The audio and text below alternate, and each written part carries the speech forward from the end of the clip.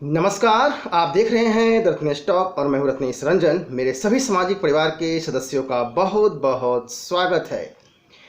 आखिर क्यों तृणमूल कांग्रेस की सांसद नुसरत जहां को उसकी सांसद की सदस्यता रद्द कर देनी चाहिए?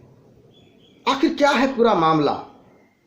क्या किसी की राजनैतिक महत्वाकांक्षा इतनी ऊंची हो सकती है कि शादी विवाह परिवार रिश्ते नाते जैसे परंपरा का ड्रामा किया जा सके, ड्रामा करने की मानसिकता रखता हो?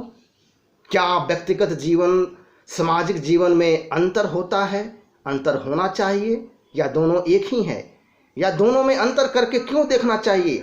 इस बदले दौर में क्या लिव इन रिलेशनशिप इस आयाम पे पहुंच गया है, इस स्तर पे आ गया है कि आप लिव इन रिलेशनशिप रहने का दावा करते हो और आप शादी भी करते हैं, मांग में सिंदूर भी लगाते हैं, जयमाला होता है, शादी के बाद रिसेप्शन होता है और 2 साल के अंदर अंदर आप कहते हैं कि यह तो शादी हुई ही नहीं थी, यह तो अवैध है, मान्य नहीं है, हम तो लिव इन रिलेशनशिप में रह रहे थे।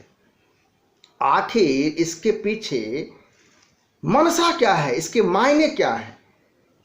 इससे पहले कि मैं आगे का विश्लेषण मैं आपके सामने रखूं, मैं अपने देखने वालों से कहना चाहूँगा, मुझे किसी के व्यक्तिगत जीवन से लेना देना नहीं है।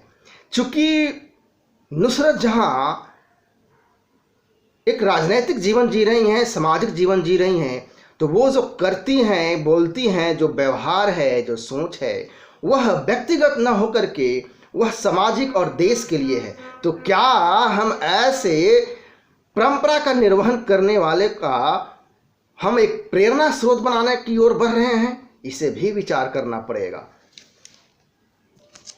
किसने शादी किया, किससे शादी किया, कब किया, कहाँ किया, किसकी शादी हुई, किसकी शादी नहीं हुई, किसका ब्रेकअप हो रहा है, किसका ब्रेकअप नहीं हुआ है, अब तक कौन लिव इन रिलेशनशिप में रह रहा है, क्या हो रहा है, क्या नहीं हो रहा है, ये एक निजी मसला है, निजी मैटर है किसी के लिए। लेकिन जो सामाजिक जीवन जीता है, राजनैतिक जीवन जीता है, जो संसद में बैठता हो, जो सांसद है, जो विधायक है, वो यदि कहे कि उसका व्यक्तिगत जीवन है, उसका निजी मामला है, तो ये सब आपका निजी मामला कतई नहीं हो सकता है।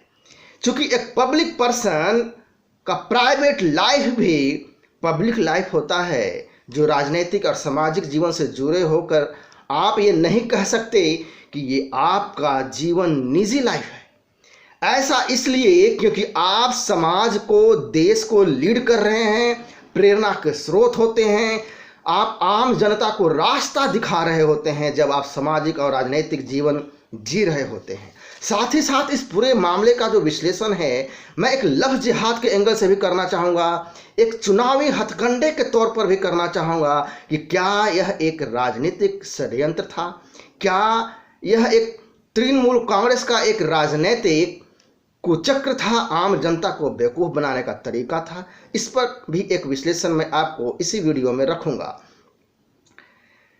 इसके साथ ही मैं आपसे कहना चाहूँगा, मैं अपने देखने वालों से, कि देश के प्रत्येक नागरिक को ये जानने का हक है और प्रश्न पूछने का अधिकार है कि उनका प्रधानमंत्री, उनका चीफ मिनिस्टर, उसका मंत्री, उसका सांसद, उसका विधायक, उसका नेता किस तरह का जीवन जीता है, किस तरह का सोच रखता है, उसकी जीवन शैली क्या है, जो देश व समाज के लिए प्रेरित करेगा, क्या उसकी तपस्या है, क्या उसका त्याग है देश के लिए, समाज के लिए। क्या देश का सांसद ऐसा होना चाहिए जो न तो खुद की गरिमा का ख्याल रखता हो, न परिवार के मान सम्मान का ख्याल रखता हो? वो नेता जो संसद में अपने आप को शादीशुदा सुहागन का श्रृंगार करके आती है और फिर बाद में कहे कि वो तो लिव इन रिलेशनशिप में थी, तो क्या, तो फिर नुसरत जहां ने किसका मजाक उड़ाया? देश का मजाक उड़ाया, संसद का मजाक उड़ाया, देश की रीति रिवाज परंपरा का मजाक उड़ाया, रिश्ते नाते का मजाक उड़ाया, या पूरी भारत की जनता का मजाक उड़ाया? चूंकि वह संसद में बैठ करके भी झूठ बोलने का कार्य करी है।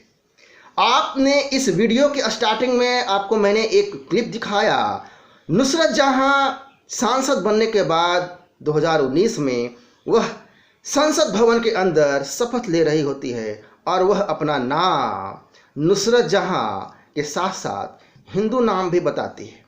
तो इसे भी आप गौर करें, इसे नकारा नहीं जा सकता है।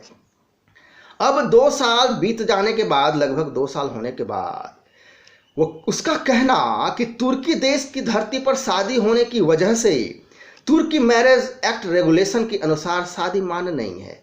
तो मुझे ये समझ में नहीं आ रहा है कि आपको ये पता नहीं था? क्या आप तुर्की के नागरिक हैं या फिर आप जिससे शादी करने गई थी वो तुर्की के नागरिक हैं? क्या ये बात आपको पता नहीं था? लेकिन वस्तु स्थिति तो यह है कि आप डेस्टिनेशन मैरिज करने गई थी। चूंकि ये 2 अलग अलग धर्मों के बीच हुई शादी थी, इसलिए भारत के कानून के अनुसार शादी होने के पश्चात वैधानिक मान्यता देने के लिए जरूरी था कि स्पेशल मैरिज एक्ट की तहत इस मैरिज को रजिस्टर कराया जाए। चूंकि रजिस्टर कराया नहीं गया, तो क्या इसके पीछे भी मनसा थी कि आगे चलकर राजनीतिक कुचक्र षड्यंत्र के तहत अपने सोच को अंजाम देना है? अब चूंकि रजिस्टर नहीं हुआ मैरिज, इसलिए नुसरत की शादी अवैध है, ऐसा नुसरत जहां का कहना है आज की तारीख में।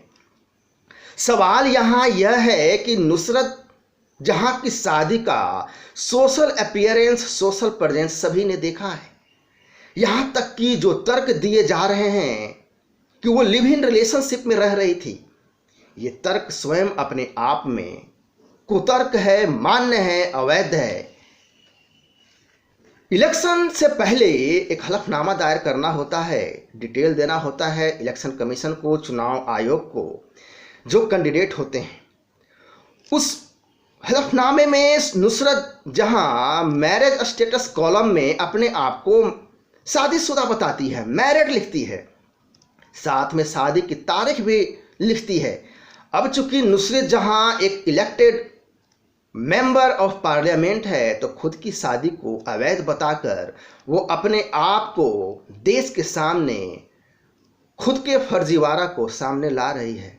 तो इसलिए मैंने वीडियो के स्टार्टिंग में कहा था, अपने विश्लेषण के आरंभ में, कि नुसरत जहां की संसद की जो सदस्यता है वो रद्द क्यों न कर देनी चाहिए। चूंकि वह इलेक्शन कमीशन के हलफनामे में भी गलत जानकारी देती है और शपथ लेने के दौरान भी वह अपने आप को मुस्लिम नाम के साथ साथ हिंदू नाम से भी संबोधित करती है। एक महिला जो संसद के रूप में शपथ लेते वक्त अपना नाम नुसरत जहां उर्फ रूही जैन बताती है, मतलब कि शपथ भी झूठा लिया सबके सामने। सरेआम संसद के अंदर लाइव टेलीकास्ट हो रहे उस समय वह झूठ बोलती है, तो इसकी विश्वसनीयता कैसी है, उस जनता को सोचना चाहिए जिस क्षेत्र से आकर यह चुनी गई है। तो फिर क्यों न सांसद की सदस्यता समाप्त कर दी जाए नुसरत जहां की। चूंकि गलत जानकारी इलेक्शन कमीशन और संसद दोनों को दिया है इसने। सवाल यह भी है कि शादी का ड्रामा राजनीतिक महत्वाकांक्षा से प्रेरित था क्या उससे वह प्रेरित थी राजनीतिक षड्यंत्र के वजह से और अपने व्यक्तिगत राजनीतिक महत्वाकांक्षा की वजह से। चूंकि नुसरत मुस्लिम समाज से है और निखिल जो कि उसके पति हैं हिंदू समाज जैन परिवार से आते हैं, इस शादी को इस तरह से प्रचारित किया गया मानो सिर्फ शादी ही नहीं बल्कि धर्मनिरपेक्ष का पर्याय हो। यह पूरे भारत में, विश्व भर में धर्मनिरपेक्षता की शादी जो है इस लेफ्ट लिबरल वामपंथी सेकुलर मीडिया द्वारा इस शादी को शादी ही नहीं सेकुलर शादी के रूप में पर्याय बताकर दिखाया गया, लोगों को समझाया गया। सेकुलरिज्म का मतलब पूरे बाजे गाजे के साथ मीडिया में जोर शोर के साथ। और शादी के बाद इसी सेकुलर छवि को भुनाने के लिए, बरकरार रखने के लिए, मजबूत करने के लिए बंगाल में वो हर जगह दिखती है ममता बनर्जी के साथ। और दूसरी बात यह भी कि उस शादी के समय ममता बनर्जी खुद स्वयं उपस्थित होती है लाव लश्कर के साथ। इसी सेकुलर छवि को और ज़्यादा मजबूती देने के लिए वो करवा चौथ का व्रत करती है, वो नवरात्रा का व्रत रखती है, वह दुर्गा पूजा पंडाल में पूजा करते वक्त डांस करती है, झूमती है, नगाड़े बजाती है, अपने पति के साथ पति पत्नी के रूप में पूजा करते हुए दिखती है। हिंदू रीति रिवाज से पति पत्नी के रूप में पूजा का निर्वहन करते हुए दिखती है। इसके अलावा नुसरत अपने हिंदू पति के साथ अलग अलग मंदिरों में भी कई बार दिखी है, सेकुलर छवि को मजबूत करते हुए। इस फर्जी शादी की कहानी में एक सवाल और है।